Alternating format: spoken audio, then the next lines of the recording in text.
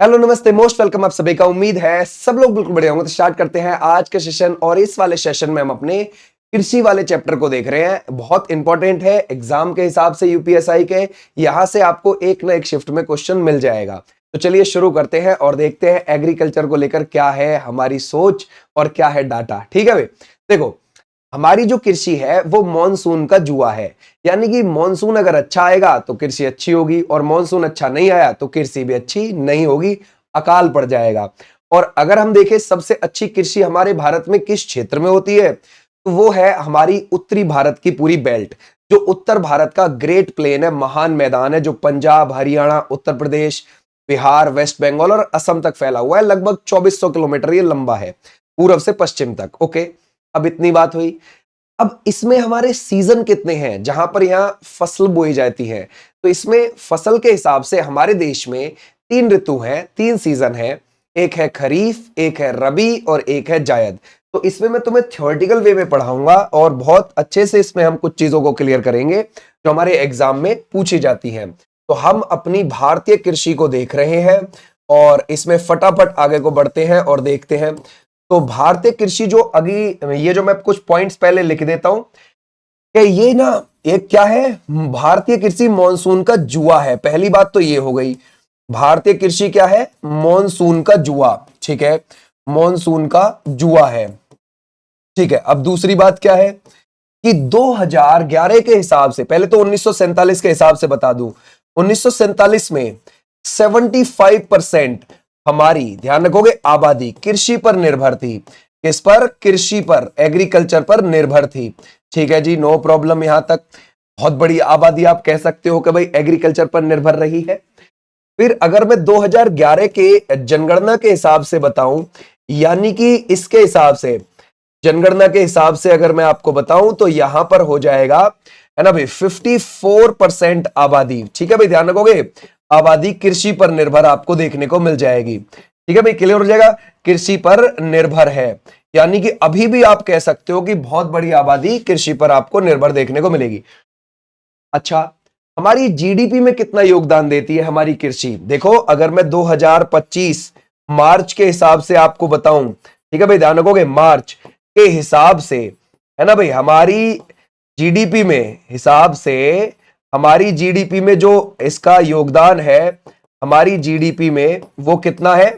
हमारी जीडीपी में, है ना, लगभग 16% योगदान है इस समय पर। याद रखोगे, योगदान है। आप बोलोगे सर ऐसा क्यों है कि कृषि बहुत कम योगदान दे रही है? देखो, जब कोई भी देश विकासशील देश होता है ना, जो डेवलपिंग नेशन होता है, वहां उसका इंडस्ट्रीज ज्यादा योगदान दे रही होती हैं और कृषि कम योगदान दे रही होती है। हमेशा ध्यान रखो, ये हर देश की कहानी है। ठीक है, तो भारत भी अभी विकासशील है, डेवलपिंग नेशन है, तो यहां पर कृषि का कम है, इंडस्ट्रीज का ज्यादा है। तो औद्योगिकरण ही ज्यादा हमारे यहां पर दे रहा है योगदान। ठीक है भाई, अच्छा, यहां पर भी हमारी बात हो गई। अब आगे बढ़ते हैं थोड़ा। हम अपनी कृषि को 3 ऋतुओं में बांटते हैं। ठीक है भाई, हम अपनी कृषि को, है ना भाई, ध्यान रखोगे, हम अपनी कृषि को कितने सीजन में बांटते हैं? 3 ऋतुओं में बांटते हैं, 3 ऋतुओं में बांटते हैं। ठीक है भाई, क्लियर हो जाएगा, बांटते हैं। अब ये जो हमने इसको बांटा, तो किस किस सीजन में बांटा है इसको? तो फर्स्ट ऑफ ऑल एक आएगा हमारा यहां पर खरीफ का सीजन, है ना भाई, खरीफ में बांटा। दूसरे में हमने किस में बांटा? रबी में बांटा। फिर हमने किस में बांटा यहां पर? वो बांटा यहां पर जायद में। ठीक है, जायद। अब इनका जो सीजन है, समय है, क्या है, ये पढ़ना शुरू करते हैं आगे को। तो सबसे पहले आप ले लीजिए खरीफ की फसल को। ठीक है भाई, खरीफ क्रॉप को आप ले लीजिए, खरीफ फसल को आप लेंगे, और इसको इंग्लिश में भी खरीफ ही बोलते हैं क्योंकि हमारे सीजन है। ठीक है भाई, ध्यान रखोगे, जब हमारे सीजन है तो हम उसी हिसाब से देखेंगे भाई। तो खरीफ क्रॉप देख रहे हैं हम। अब ये कब से कब तक की है? देखो, खरीफ क्रॉप ये मॉनसून के समय पर उगाई जाती है ना भाई, ये मॉनसून के समय की है। ठीक है भाई, ध्यान रखोगे, ये है मॉनसून के समय। ओके, अब मॉनसून का समय आप जरा सोच लो, है ना, वो कौन सा हो गया कि इसको आप जून जुलाई में क्या कर दे रहे हो? बुवाई कर दे रहे हो इसकी। और इसकी आप कटाई कब कर दे रहे हो? इसकी आप कटाई कर दोगे सितंबर अक्टूबर में जाके। सितंबर अक्टूबर में आपने इसकी कटाई कर दी। ठीक है जी, नो प्रॉब्लम, इसकी कटाई हो गई। अब उसके बाद अब आप जरा सोचो कि इन फसलों के लिए टेम्परेचर कितना चाहिए होगा, अच्छा खासा, ठीक है भाई। यानी कि यहां पर जो आप टेम्परेचर लिखोगे वो आपको 25 से 30 डिग्री तो देखो चाहिए ही चाहिए, इतना तो होता ही है इन फसलों में, ठीक है, ओके। अब जो बारिश है, बारिश, हाँ यहां पर बारिश का फंडा थोड़ा अलग है, हालांकि जब हम अलग अलग फसल को देखेंगे तब इसको पूरा देख के आएंगे। लेकिन कुछ फसलों में खरीफ की में पानी की ज्यादा जरूरत है और कुछ के में बहुत कम जरूरत है। जैसे खरीफ में धान बोया जाता है, जितनी बारिश हो उतनी कम है उसके लिए, ठीक है। और मक्का भी बोई जाती है, एक दो पानी में ही ठीक हो जाती है, समझ गए। तो मक्का में ज्यादा पानी की नीड भी नहीं है, बाजरे में भी 2-3 पानी लगते हैं, ज्यादा नहीं लगता है ना भाई। ज्वार में भी ज्यादा ही पानी नहीं लगता है, ओके भाई। तो ऐसी कुछ फसलें हैं इस समय पर जिसमें ज्यादा पानी भी चाहिए, कम भी चाहिए। तो हम ऐसे लिख देते हैं यहां पर, ठीक है। ये पानी है ना भाई, पानी या बारिश की मात्रा, बारिश की मात्रा फसल पर, है ना भाई, बारिश की मात्रा फसल पर डिपेंड करती है, फसल पर निर्भर है, ठीक है भाई, क्लियर हो जाएगा, निर्भर है। अब वैसे तो देखो मॉनसून का सीजन है तो बारिश तो दबा के मिल जाती है यहाँ पे। अगर देखो ज्यादा बारिश हो जाएगी तो भी बाजरे को कोई नुकसान नहीं है, ठीक है भाई। और अगर ज्वार के समय पर भी ज्यादा बारिश हो जाएगी उसको भी कोई नुकसान नहीं है, वो भी मस्त खड़ी रहेगी, कोई दिक्कत वाली बात नहीं है, ठीक है भाई। मक्का को समय पे भी हो जाएगी, कोई दिक्कत नहीं है, ठीक है। बस ये है कि उसको पानी थोड़ा कम चाहिए, फिर भी उसे ज्यादा मिल जा रहा है तो कोई दिक्कत नहीं, ठीक है। हाँ लेकिन धान को पानी की ज्यादा की जरूरत है, उसमें ऐसा नहीं चलेगा कि कम भी हो जाए तो जल जाएगा, ना ना ना, उसमें पानी चाहिए ही चाहिए धान में। तो कुछ ऐसी फसलें हैं इसमें जो ज्यादा पानी चाहती हैं, ज्यादा बारिश चाहती हैं, कुछ ऐसी है जो कम चाहती है वो खरीफ की। अब वो कौन कौन सी फसल है ये देख लेते हैं, है ना। अभी पहले हम इसको यहाँ पर फसल देखते हैं जो इस समय पर ये बोई जाती है। जैसे एग्जाम्पल के लिए आप चावल लिखोगे, ठीक है भाई, चावल, ठीक है भाई, क्लियर हो जाएगा। चावल हो गया, मक्का हो गया, है ना, मक्का हो गया, ज्वार हो गया, बाजरा हो गया, है ना भाई, बाजरा हो गया, कपास हो गया, कपास, ठीक है भाई, ध्यान रखोगे, कपास हो गया, ऐसे भी आप ध्यान रखोगे। ऐसे ही पटसन हो गया, ठीक है, उसको भी आप लिख सकते हो, कौन सा, पटसन। तो ऐसे आप पटसन को भी लिख पाओगे। तो ऐसी कुछ फसलें हमें खरीफ की देखने को मिल जाती है। तिल है, मूंग की दाल है, उड़द है, ठीक है भाई, वो भी आप लिख सकते हो, ठीक है भाई। तिल भी इसी मौसम में बोया जाता है, तिल हो जाएगा, मूंग की दाल हो जाएगी, उड़द हो जाएगी, ठीक है भाई, ध्यान रखोगे। उड़द, उड़द तो आप जानते ही होंगे, ठीक है भाई, क्लियर हो जाएगा। और रागी हो जाएगी, मूंगफली हो जाएगी, तंबाकू हो जाएगा, ठीक है भाई, है ना भाई, रागी, रागी, ठीक है भाई, ध्यान रखोगे, रागी है, मूंगफली है, ठीक है भाई, ध्यान रखोगे, मूंगफली, मूंगफली है, ठीक है भाई, क्लियर हो जाएगा। मूंगफली भी इसी समय का है, ठीक है भाई। तो अगर हम देखें, तंबाकू है, देख रहे हो आप कितने सारे आपको देखने को मिल जाएंगे, तंबाकू भी इसमें देखने को मिल जाएगा। आप मसूर की दाल इसमें मत लिखना, अरहर की भी लिख सकते हो आप इसमें। अरहर तो खैर अफ्रीका मूल का पौधा है, यहाँ का, हमारे यहाँ का नहीं है वो, ठीक है भाई, ओके। सोयाबीन को लिख लीजिए, सोयाबीन को देख रहे हो कितनी सारी है इस समय पर, और ईटीसी, ठीक है भाई, क्लियर हो जाएगा। जो पेपर में आने लायक है वो ऊपर लिखी हुई है, ठीक है भाई, पेपर में ज्यादातर जो पूछी जाती है, या यहां से मूंगफली को हाईलाइट रख सकते हो बस, ठीक है भाई। तो ये हो गई इसकी फसल। अब आते अगली फसल पर। अब अगला जो सीजन है वो हमारा कौन सा है, रबी का सीजन है। और रबी, ठीक है भाई, ध्यान रखोगे, रबी क्रॉप, रबी फसल का सीजन, इसको देखते हैं भाई, ठीक है भाई, रबी क्रॉप। देखो सीधी बात है, ना तो हमारे यहाँ सर्दियों में बारिश होती है और ना इन फसलों को ज्यादा चाहिए, सीधा सा फंडा इनका तो, ठीक है भाई। अब रबी की क्रॉप देखते हैं, ये कब की है, सर्दी की फसल है। तो हम क्या लिखेंगे, सर्दी की फसल है यहां पर, ठीक है जी, सर्दी की फसल है, नो प्रॉब्लम। तो ये कब बोई जाती है, इसको आप अक्टूबर में बो सकते हो, नवंबर में बो सकते हो, दिसंबर में बो सकते हो, इनमें हो जाती है इसकी बुवाई, ठीक है भाई, क्लियर हो जाएगा, बुवाई। और जो अब कटाई का सीजन होगा इनके लिए, वो अप्रैल और मई में आप काट सकते हो, ठीक है भाई, क्लियर हो जाएगा, इनकी कटाई होती है, ओके, नो प्रॉब्लम। टेम्परेचर बहुत कम, ठीक है भाई, इनके लिए टेम्परेचर की आपको बहुत कम नीड है, टेम्परेचर ज्यादा चाहिए ही नहीं।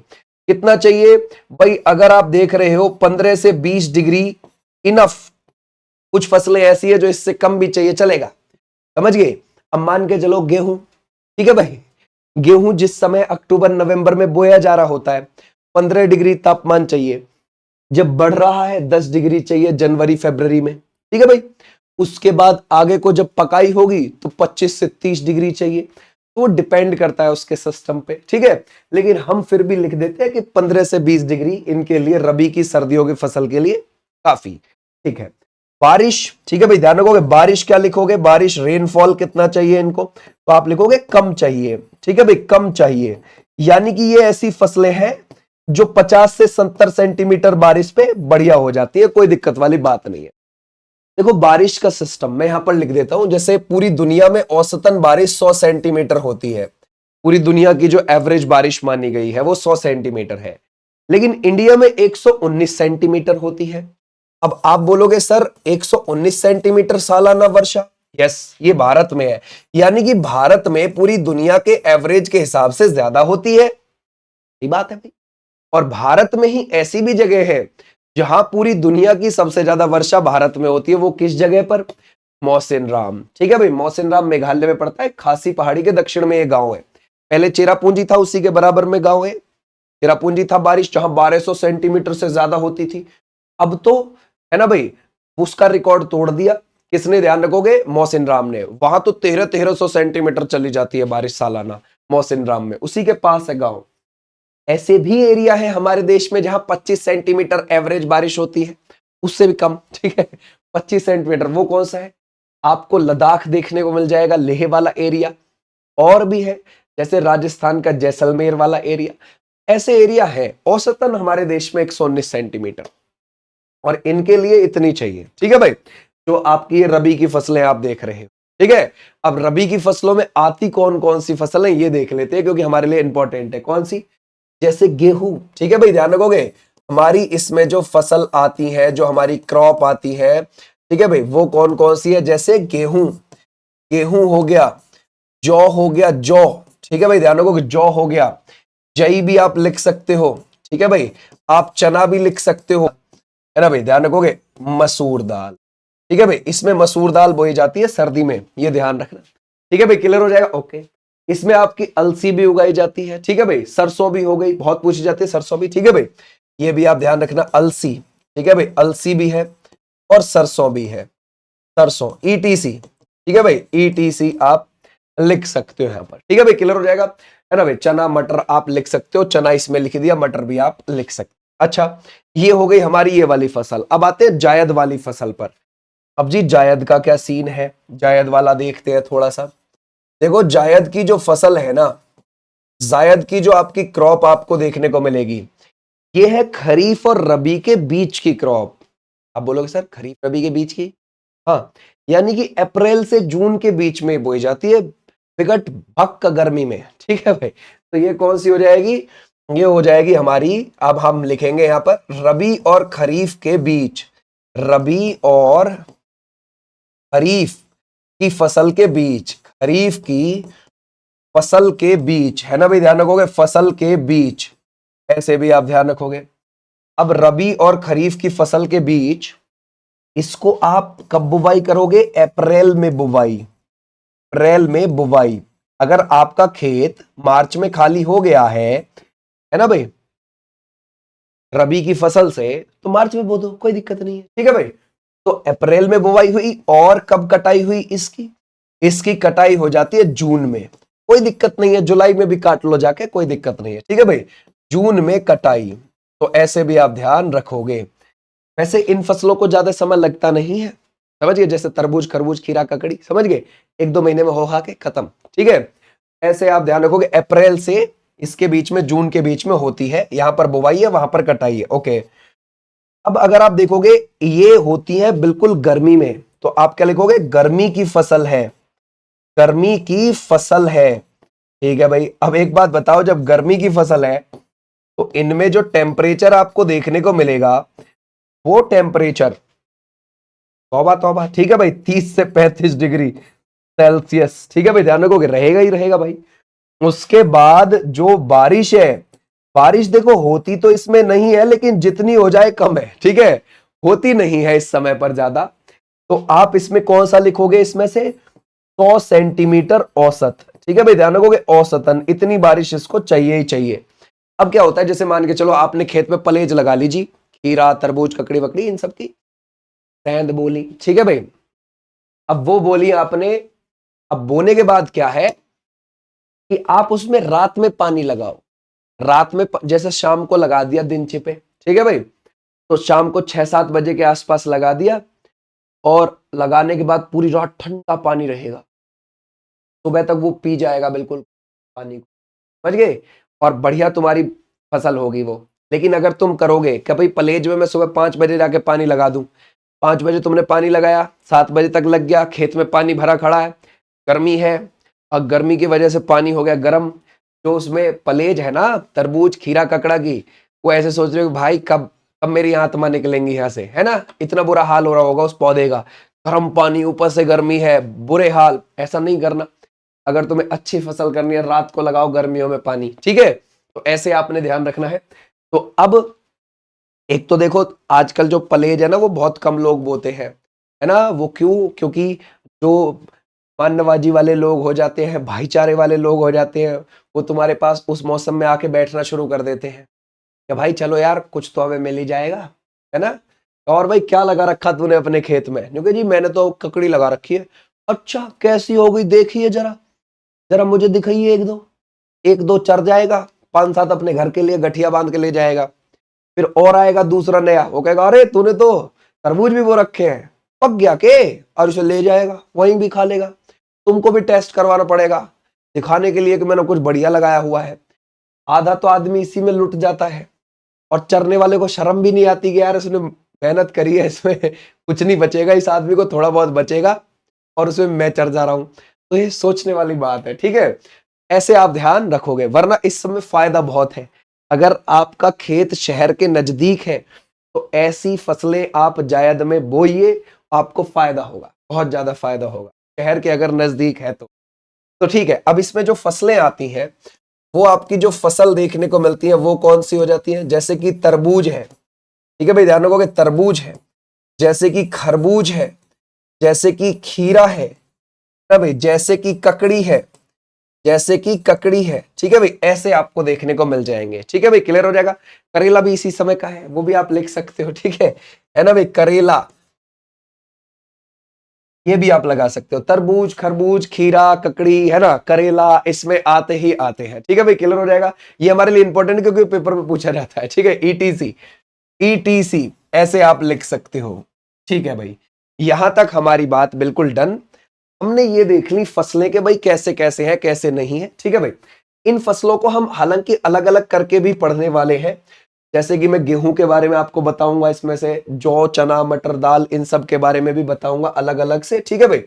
चलो, तो लेकिन अभी मैं उससे पहले थोड़ा आगे बढ़ता हूं, और आगे बढ़ के आपको बताता हूं कि नॉर्थ ईस्ट में जो कृषि है उसके प्रकार क्या है, और ये कैसे है प्रकार, बहुत इंपॉर्टेंट है हमारे लिए, ठीक है भाई। चलो आ जाओ, अब आप हेडिंग डालोगे झूम की कृषि, या फिर इसको बोलते हैं स्थानांतरी कृषि, स्थानांतरी कृषि, ठीक है भाई। इसमें आपको समझना है, लिखना कुछ ज्यादा है नहीं।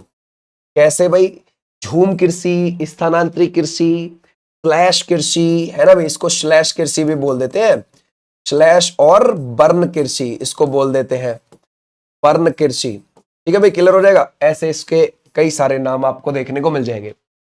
अच्छा ये झूम कृषि क्या है, हमने सुना तो है, देखो हमारे यहाँ ना नॉर्थ ईस्ट है, हमारे यहाँ ये उत्तर पूर्व है, ये उत्तर पूर्व में यहाँ पर 7 सिस्टर्स है, 7 स्टेट है। अब वो 7 स्टेट में तुमको एक बार दिखाऊं, जैसे ये अरुणाचल प्रदेश हो गया, इसके नीचे यहाँ नागालैंड हो गया, ये यहाँ मणिपुर हो गया, ये यहाँ मिजोरम हो गया, ये यहाँ आपको त्रिपुरा देखने को मिल गया, ठीक है भाई, ये यहाँ आपको मेघालय देखने को मिल गया, ठीक है, कितने हुए, 1 2 3 4 5 6, ठीक है भाई, क्लियर हो जाएगा 6, और ये यहाँ असम हो गया, ठीक है भाई, क्लियर हो जाएगा, असम हो गए 7। इन 7 में ज्यादा ऊंचे पहाड़ नहीं है, समझ गए। वहां अरुणाचल प्रदेश में थोड़ा ऊपर को जाके है थोड़े ऊंचे ऊंचे पहाड़, वरना बाकियों में ज्यादा नहीं है। अरुणाचल प्रदेश में नीचे को आओगे तो थोड़े ढलान वाले पहाड़ मिल जाएंगे। ऐसी नागालैंड में भी ज्यादा ऊंचे नहीं है। अब नागालैंड की सबसे ऊंची चोटी सारामती है, वो कितनी ऊंची चोटी है, 38-26 मीटर, जरा लगाओ। इतनी तो उत्तराखंड में जो है नॉर्मल देखने को मिल जाएंगी आपको चोटियां, समझ गए। तो वहां ज्यादा ऊंची पहाड़ियां नहीं है पूरे नॉर्थ ईस्ट में, चाहे मिजोरम हो मणिपुर हो त्रिपुरा हो। नॉर्मल, ऐसे ऐसे चोटीदार पहाड़ तो है भी नहीं, ठीक है भाई, वहां ऐसे ढलान वाले पहाड़ हैं। इन ढलान वाले पहाड़ों पर खड़े हैं जंगल। तो यहां पर क्या रहती है भाई, ट्राइब्स रहती है, नॉर्थ ईस्ट में जनजाति रहती है। इन जंगलों को काट लेती है। काटने के बाद जब इस पे से जंगल कट गया, उस पहाड़ को खेत जैसा शेप दे देते हैं, खेत जैसा आकार दे देते हैं। समझ गए भाई? जब खेत जैसा आकार दे दिया तो उसको कहते हैं स्लैश एंड बर्न कृषि, क्योंकि तुमने उसको वहां पे जो जंगल खड़े थे पहले उनको आपने काटा। ठीक है भाई, ध्यान रखोगे, काटा और जलाया, स्लैश एंड बर्न है ना भाई, बर्न कृषि इसको बोलते हैं, है ना। काट एवं दहन कृषि इसको आप एक और नाम से आगे, स्लैश एंड बर्न कृषि का मतलब ही ये है, क्या है, काट एवं दहन कृषि, काट एवं दहन कृषि, ये भी आप ध्यान रखोगे, यानी कि वो अपना खेत बना लेते हैं काट पीट के जंगलों को। अब इसे स्थानांतरित कृषि भी बोलते हैं, झूम कृषि भी बोलते हैं नॉर्थ ईस्ट के अंदर। ओके, अब आपके समझ में ये आ रहा होगा, अच्छा सर ये मतलब, अब उसमें कोई भी फसल उगाओ, वो खरीफ की कोई उगाओ, रबी की उगाओ, जायद की उगाओ, वो उनकी मर्जी है। लेकिन वो जो उन्होंने ऐसे पहाड़ से जंगल काटा है, काटने के बाद जो खेत बनाया है, उसके बाद जो कृषि करी है, उसको उन्होंने स्लैश एंड बर्न कृषि बोला है, झूम की कृषि बोला है, यानी कि ठीक है, स्थानांतरित कृषि बोला है। अब जनजाति तो हमारे और भी राज्यों में है, पहाड़ भी हमारे और भी राज्यों में है, ठीक है ना, पठार भी हमारे और राज्यों में भी है, तो उनको भी काट काट के शेप बना बना के ऐसी कृषि कर लेते हैं। ठीक है, अब ऐसी कृषि को अलग अलग राज्य में अलग अलग नाम से जाना जाता है। जैसे आप उत्तर पूर्व में किस नाम से जानते हो, अभी हमने ऊपर देख लिया, उत्तर पूर्व में इसको, है ना, झूम कृषि बोलते हैं, झूम या स्थानांतरित कृषि, स्थानांतरित कृषि कहते हैं। ठीक है भाई, क्लियर हो जाएगा, है ना, क्लियर हो जाएगा। मध्य प्रदेश में इसको किस नाम से जानते हैं? ठीक है भाई, अगर हम देखें इसको मध्य प्रदेश में, एमपी में बोलते हैं वेबर या दहिया, क्या बोलते हैं, वेबर या दहिया बोलते हैं।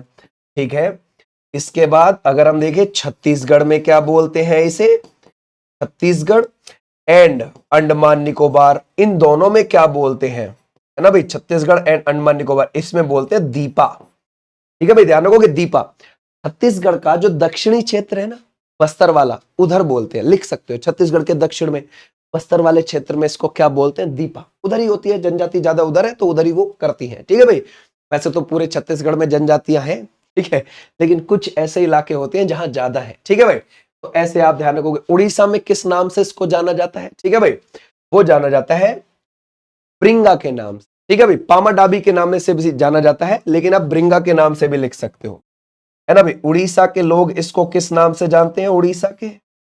उड़ीसा के लोग जानते हैं पामाडाबी, पामाडाबी। ठीक है भाई, पामाडाबी या, ठीक है भाई, ब्रिंगा या ब्रिंगा, ऐसे भी आप ध्यान रखोगे। ठीक है भाई, क्लियर हो जाएगा। ओके, अब और अदर राज्यों में चलते हैं भाई। दक्षिणी राजस्थान में किस नाम से जानते हैं? ठीक है भाई, दक्षिणी राजस्थान में कुछ है, क्योंकि पर्वत उस तरफ होती है कृषि। दक्षिणी राजस्थान में इसको आप जानोगे किस नाम से? दक्षिणी राजस्थान में वर्ले के नाम से जानोगे, वर्ले या फिर वाल्त्रे। ठीक है भाई, मैं लिख देता हूं क्योंकि पेपर की भाषा कुछ अलग हो जाती है, कभी कभी कभी आप भूल जाओ तो वर्ले बोल देते हैं या फिर वाल्त्रे बोल देते हैं। ठीक है भाई, या फिर कभी कभी तो वात्रा भी बोल देते हैं, वात्रा। ठीक है भाई, इसको आप लिख सकते हो। ठीक है भाई, वात्रा। क्लियर है, यहां तक हमारी बात डन हो गई। ओके, आंध्र प्रदेश में किस नाम से जानते हैं, है ना भाई, किस नाम से? आंध्र प्रदेश में, तो आंध्र प्रदेश के लोग इसको जो जानते हैं वो किस नाम से जानते हैं? आंध्र प्रदेश के नाम ये जानते हैं पेडा पडुंगा के नाम से। ठीक है भाई, ध्यान रखोगे, पेडा, पेडा या पडुंगा या फिर पोंडू। ठीक है भाई, ध्यान रखोगे, पोंडू या फिर पडुंगा। ठीक है भाई, ऐसे भी आप ध्यान रखोगे। क्लियर हो जाएगा यहां तक? ओके, मेघालय के लोग, अब आप ये सोच रहे होंगे सर मेघालय, अभी तो अपने नॉर्थ ईस्ट में ये बोला था कि पूरे नॉर्थ ईस्ट में झूम के नाम से जानते हैं। हाँ, जब पेपर ऐसे बोलेगा ना कि पूरे नॉर्थ ईस्ट में किस नाम से, तो झूम या स्थानांतरित कृषि। लेकिन अलग अलग अगर जैसे किसी राज्य से पूछने लगा, जैसे जी मेघालय से बताओ, मैं तो मेघालय में किस नाम से जानते हैं, तो मेघालय के लोग इसे बोगमा बोल देते हैं अपने यहां पर। वैसे झूम कृषि तो बोलेंगे ही बोलेंगे, बोगमा भी बोल सकते हो। मेघालय, मेघालय में जो जानते हैं वो बोगमा के नाम से जानते हैं, बोगमा। ठीक है, क्लियर हो जाएगा, कौन सा, बोगमा। ओके, अगर हम देखें पश्चिम घाट में आप किस नाम से जानोगे, पश्चिम घाट, वेस्ट घाट में आप इसको आप कुमारी के नाम से जानते हो, किस नाम से, कुमारी के नाम से। ओके, इसको हम झारखंड में किस नाम से जानते हैं, कुरुवा के नाम से। झारखंड में किस नाम से जानते हैं, कुरुवा से भी आप ध्यान रखोगे, कुरुवा के नाम से। तो झारखंड में भी अलग नाम से इसको जाना जाता है। हिमालय में किस नाम से जानते हो, जो हमारा हिमालय क्षेत्र है उसको खिल नाम से जानते हैं। हिमालय में आप इसको किस नाम से जानोगे, हिमालय में खिल, इसको क्या बोला जाता है, खिल बोला जाता है हमारे हिमालय वाले रीजन में, यानी कि ज्यादातर उत्तराखंड और हिमाचल प्रदेश की तरफ। ठीक है, क्लियर हो जाएगा। ओके, अगर हम देखें मणिपुर वाले लोग इसको किस नाम से जानते हैं, सर मणिपुर तो नॉर्थ ईस्ट में ही आता है, इसे तो झूम या स्थानांतरी बोलना चाहिए, बोलना चाहिए, लेकिन फिर भी मणिपुर वाले लोग इसे अपने आप पामलू कह देते हैं। क्या कह देते हैं, पामलू। ठीक है भाई, पामलू कह देते हैं, पामलू। तो ये भी हमारा यहां तक हो गया। ठीक है भाई, क्लियर हो गया। छत्तीसगढ़ से हमने देख लिया, अंडमान निकोबार से हमने देख लिया। ठीक है भाई, तो ये हमारी कुछ नॉर्थ ईस्ट के अंदर जो होने वाली कृषि है ना, उसका और अदर राज्यों में किस नाम से जानी जाती है, ये भी यहां से क्वेश्चन बन जाता है हमारे पेपर में, ये हम ध्यान रखेंगे। ठीक है भाई, ओके। अब आ जाते हैं थोड़ा आगे, है ना भाई, अब आ जाते हैं थोड़ी अगली फसल पे। चावल को पढ़ना शुरू कर, चावल के बारे में जानते हैं, चावल है क्या। अब यहां से मैं तुम्हें फसलों के बारे में थोड़ा सा बताऊंगा, राइस के बारे में बताऊंगा। देखो राइस के बारे में आपको एक तो चीज पता चल गई होगी कि कब का है। ठीक है भाई, तो कब का है राइस, जरा बताओ। सर अगर हम देखें, ये खरीफ की फसल है। किसकी, खरीफ की फसल है, इतना तो आपको पता ही है। अब जब एक बात बताओ, जब तुम्हें यह पता है कि ये खरीफ की फसल है, तो ये मॉनसून की फसल है, और मॉनसून की फसल है ना, तो इसमें पानी भी ठीक ठाक चाहिएगा। ठीक है भाई, और टेम्परेचर इस समय पर अच्छा ही रहता है जब ये वाली फसल रहती है तो। ठीक है भाई, और ये जो आप देख रहे हो खरीफ के मौसम में टेम्परेचर, यानी कि जून जुलाई से सितंबर अक्टूबर टेम्परेचर बढ़िया, तो यानी कि अब तुम्हें अपने दिमाग में ऐसी चीज सोचनी है कि इसमें तापमान ज्यादा और बारिश ज्यादा की नीड है। ठीक है ना भाई, खरीफ की फसल है, मॉनसून की फसल है, इसमें आपको टेम्परेचर जो चाहिए, टेम्परेचर आपको चाहिए 25 से 30 डिग्री सेल्सियस, और जो इसमें आपको बारिश चाहिए वो अच्छी खासी चाहिए। बारिश इसके लिए अगर आपको मिल जाए तो 100 से 150 सेंटीमीटर ले लीजिए भैया, इतनी बारिश ले लीजिए। ठीक है, क्लियर हो जाएगा। ओके, अब इतनी बात डन। अब थोड़ा आगे बढ़ते हैं इसके बारे में। चावल, चावल के उत्पादन में, इसके प्रोडक्शन में, इसके उत्पादन में, है ना भाई, इसके उत्पादन में सबसे ऊपर वेस्ट बंगाल राज्य है। सबसे ऊपर राज्य जो आपको देखने को मिलेगा कौन सा है, वेस्ट बंगाल है। ध्यान रखना, वेस्ट बंगाल है। ठीक है, कभी कभी कोई और राज्य भी ऊपर पहुंच जाते हैं, लेकिन अभी फिलहाल वेस्ट बंगाल को ही बताना है। ठीक है भाई, वेस्ट बंगाल है। दुनिया में इसका नंबर 1 उत्पादक देश कौन सा है, दुनिया में प्रथम पर उत्पादक देश, प्रथम पर उत्पादक, है ना भाई, ध्यान रखो, उत्पादक देश आप कौन सा बताओगे, दुनिया में प्रथम पर उत्पादक देश, वो आपको कौन सा देखने को मिलेगा, वो आपको देखने को मिलेगा चाइना। ठीक है भाई, ध्यान रखो कौन सा है, चाइना है, चाइना। ठीक है भाई, क्लियर हो जाएगा। तो वो आपको चीन देखने को मिलेगा, चाइना देखने को मिलेगा। ओके, भारत में 2 ऐसे राज्य हैं, भारत में 2 राज्य है जहां पूरे 12 महीने इसकी खेती होती है, पूरे 12 महीने, कोई मौसम हो। ठीक है पूरे 12 महीने हो जाती है यहाँ पे। ओके, तो भारत में 2 राज्य है जहां 12 महीने चावल की खेती होती है, जहां 12 महीने इसकी चावल की खेती होती है, चावल की कृषि होती है। ओके, क्लियर हो जाएगा, चावल की खेती होती है। ओके, वो कौन कौन से हैं भाई, एक है वेस्ट बंगाल और एक है तमिलनाडु। कौन सा है, तमिलनाडु, 2 हो जाएंगे। अब वेस्ट बंगाल पकड़ लीजिए इसमें से, वेस्ट बंगाल में, वेस्ट बंगाल में चावल की 3 किस्म, है ना भाई, 3 किस्म अलग अलग। ठीक है भाई, ध्यान रखोगे, अलग अलग मौसम में उगाई जाती हैं, अलग अलग समय पर उगाई जाती हैं, समय पर उगाई जाती है। ठीक है भाई, क्लियर हो जाएगा, उगाई जाती है। जैसे वो कौन कौन सी किस्म है जो हमारे पेपर में आती है, अमन, ओस और बोरो, ये पेपर में पूछी जाती है। आपसे पूछता है अमन ओस बोरो कहां पर उगाई जाती है, तो यही उगाई जाती है, ध्यान रखना, ठीक है भाई। जैसे ओस कब बुआई जाती है, शरदकालीन समय पर। ओस कब होती है, ये ओस, ये है शरदकालीन। आप बोलोगे सर ये शरदकालीन कौन सा समय, अभी बताऊंगा, ठीक है भाई। एक तो हो गई कौन सी, ओस, एक हो गई अमन जो शीतकालीन के समय पर है, एक कौन सी है, अमन, ये है शीतकाल के समय पर, शीतकाल के समय पर। एक हो गई बोरो, यह है ग्रीष्म काल के समय पर, ये कौन सी है, ग्रीष्म काल के समय पर है ये, है ना भाई, कौन सी हो जाएगी, बोरो। तो ये तीन किस्म है जो हमारे लिए है इंपॉर्टेंट है।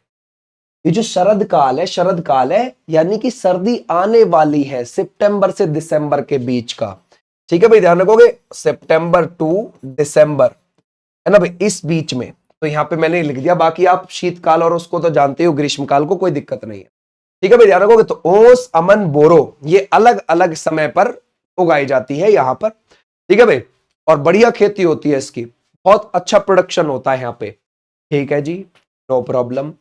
अगर मैं आपसे पूछूं, है ना भाई, भारतीय चावल अनुसंधान केंद्र कहां पर है, तो आप क्या बोलोगे, भारतीय चावल अनुसंधान केंद्र, ठीक है भाई, ये आपको कहां पर देखने को मिलेगा, अनुसंधान केंद्र चावल का, जी कटक में हमें देखने को मिलेगा, कटक उड़ीसा के अंदर आपको देखने को मिलेगा, ओके। अगर मैं इसको इंटरनेशनल लेवल का पूछूं कि हमें तो जी अंतरराष्ट्रीय चावल अनुसंधान केंद्र बताओ, तो आप कहां बोलोगे जी, मनीला में बोलोगे, फिलीपींस के, ओके जी, फिलीपींस के मनीला में बोलोगे आप, तो ठीक है भाई, क्लियर हो जाएगा। तो ऐसे आपने ध्यान रखता है। अच्छा, इतनी बात हमारी डन। अब ये देखते हैं कि जी चावल में क्या चीज ज्यादा पाई जाती है, क्या कार्बोहाइड्रेट ज्यादा पाया जाता है, यस, चावल में, है ना भाई, ध्यान रखोगे, चावल में जो ज्यादा, प्रोटीन तो देखो कम ही मिलेगा, है ना, गेहूं में भी कम ही मिलता है, तो चावल में आपको कार्बोहाइड्रेट ज्यादा देखने को मिलता है, कार्बोहाइड्रेट, है ना, कार्बोहाइड्रेट, लगभग कितना कार्बोहाइड्रेट आपको देखने को मिल जाएगा, तो आप बोलोगे सर 76%। दूसरे नंबर पर प्रोटीन आपको देखने को मिलेगा चावल में, ठीक है भाई, यस, कितना आपको मिलेगा, सिर्फ 6 से 7%, 6 से 7%, ज्यादा नहीं मिलता, ठीक है भाई, ओके। फिर आपको मिलेगा फैट यानी कि वसा, ठीक है भाई, ध्यान रखोगे, फैट, फैट आपको मिलेगा 2 से 3%, ये है चावल की कहानी, है ना, क्लियर हो जाएगा। अब देखो, जो तंदूर तूर दाल है तेलंगाना की, जिसको जीआई टैग मिला है, तंदूर गांव में ही वो वहां पर जीआई टैग मिला है उसको, तो उसमें 24% तक प्रोटीन मिल जाता है, समझ गए। तो दालें तो हैं भाई जिनमें प्रोटीन मिलता है, लेकिन खाते नहीं है, बहुत कम लोग खाते हैं, मींस जो आजकल की जनरेशन के लोग हैं वो बहुत कम खाते हैं, ठीक है, लेकिन दाल ज्यादातर खानी चाहिए। अगर आप देखोगे वेस्ट बंगाल में, ठीक है भाई, दाल मच्छी चावल, ठीक है भाई, बिहार में दाल मच्छी चावल बड़े लेवल पर खाया जाता है, झारखंड में भी, उड़ीसा में, ठीक है भाई, दाल मच्छी चावल, ज्यादातर मच्छी चावल, ठीक है भाई। और ऐसे ही मच्छी चावल आपको आंध्र प्रदेश में भी मिल जाएगा, तमिलनाडु में भी मिल जाएगा, केरला में, ठीक है, तो ऐसे भी आप ध्यान रखोगे। तो कार्बोहाइड्रेट इसमें ज्यादा है, प्रोटीन सेकंड नंबर पर है, हमेशा इसमें ध्यान रखोगे, ओके। जो धान की चावल की सबसे बौनी प्रजाति है उसका नाम क्या हो जाएगा, जया, तो ये भी आप ध्यान रखोगे। धान की सबसे बौनी प्रजाति का नाम, सबसे बौनी प्रजाति का नाम, बौनी प्रजाति का नाम आपको क्या देखने को मिलेगा, वो है जया, ठीक है भाई, ध्यान रखोगे, जया है, क्या हो जाएगी, जया हो जाए। और भी प्रकार है, अगर हम देखें इसके, आओ मैं तुम्हें गिनवाता हूं कि भाई इसकी और किस्म कौन कौन सी हैं, ठीक है भाई। तो इसकी जो किस्म है, धान की जो किस्म है, देखो आपके यहां पर तो बहुत सारी मिलती होंगी, जैसे बासमती मिल जाएगी, है ना, 21 मिल जाएगी, मुच्छड़ मिल जाएगी, है ना, तो ऐसे भी आपको देखने को मिल जाएगा, जैसे बासमती है ना भाई, ध्यान रखोगे, बासमती, बासमती चावल हो गया, और 21 हो गया, ठीक है भाई, ध्यान रखोगे, 21 हो गया, 21 हो गया, मुच्छड़ हो गया, ठीक है भाई, ध्यान रखोगे, मुच्छड़, ये सब किसके प्रकार है, ये सब इसके तो धान के तो प्रकार है, ठीक है भाई। जमुना है, करुणा है, बाला है, रत्ना है, कावेरी है, ठीक है भाई, ऐसे भी आप ध्यान रख सकते हो, जैसे कि जमुना है, जमुना है, करुणा है, ठीक है भाई, बाला है ना भाई, ध्यान रखोगे, बाला है, रत्ना है, ठीक है भाई, क्लियर हो जाएगा, है ना भाई, कावेरी है, कावेरी है, ठीक है भाई, ध्यान रखो, कावेरी है। ऐसे आपको नाम ये देखने को मिल जाते हैं। जैसे पूसा सुगंधा 5 आपको देखने को मिल जाएगा, माही सुगंधा देखने को मिल जाएगा। कौन सा? पूसा सुगंधा आपको देखने को मिल जाएगा, पूसा सुगंधा। जैसे माही सुगंधा आपको देखने को मिल जाएगा, माही सुगंधा। ठीक है भाई, ध्यान रखोगे, माही सुगंधा। पूसा सुगंधा 5, ठीक है भाई, ध्यान रखोगे, पूसा सुगंधा 5 आपको देखने को मिल जाएगा, माही सुगंधा देखने को मिल जाएगा। तो ये सब ऐसी आपको किस्में देखने को मिल जाती हैं। ठीक है भाई, क्लियर हो जाएगा, समझ गए, है ना? आपको गंगा के नाम से सोच रहे हो, गंगा के नाम से भी कई सारी किस्म है इसमें, ये भी आप लिख सकते हो। ठीक है, तो ये थी हमारी चावल वाली किस्म जो हमारे लिए इंपॉर्टेंट है। ठीक है, यहां तक हमारी बात हो गई, चावल हमने यहां तक पढ़ लिया। अब इसके बाद जो हम नेक्स्ट क्लास करेंगे उसमें आगे को बाकी फसलों को, गेहूं को और बाकी जो फसलें उनको देख कर आएंगे। ओके, उम्मीद है आपके यहां तक बहुत सारी चीजें क्लियर हुई होंगी। इसको आप नोट करना चाहते हैं, नोट कर सकते हैं। और ये चैप्टर थोड़ा सा लंबा है, तो इसमें आगे बढ़कर और करेंगे बहुत सारी चीजें। तब तक के लिए थैंक यू। और कल रात 9 बजे आपको एक इंपॉर्टेंट चीज आएगी, आपके लिए कुछ इंपॉर्टेंट, है ना, चीज है, तो उसको आप देख लेना। इवेंट उसका बन जाएगा 9 बजे का, कल रात को 9 बजे संडे के दिन। ठीक है भाई, thank you, tata, bye bye. बाकी हमारी जैसे क्लासेस चल रही है वैसे ही चलेंगी। 5 बजे आपको पता है कि भाई यूपी पुलिस कांस्टेबल की क्लास चल रही है और होमगार्ड जीएस की चल रही है, और 9 बजे दिल्ली पुलिस वाली क्लास चल रही है, 10 बजे रेलवे की क्लास चल रही है। रेलवे का पूरा कैलेंडर आ चुका है, तो एनटीपीसी की क्लास भी अभी शुरू होनी है आपकी, और आरपीएफ की भी शुरू होनी है, एसएससी जीडी भी शुरू होनी है। थैंक यू, बाकी चल रही है। Thank you, tata, bye bye, नमस्ते।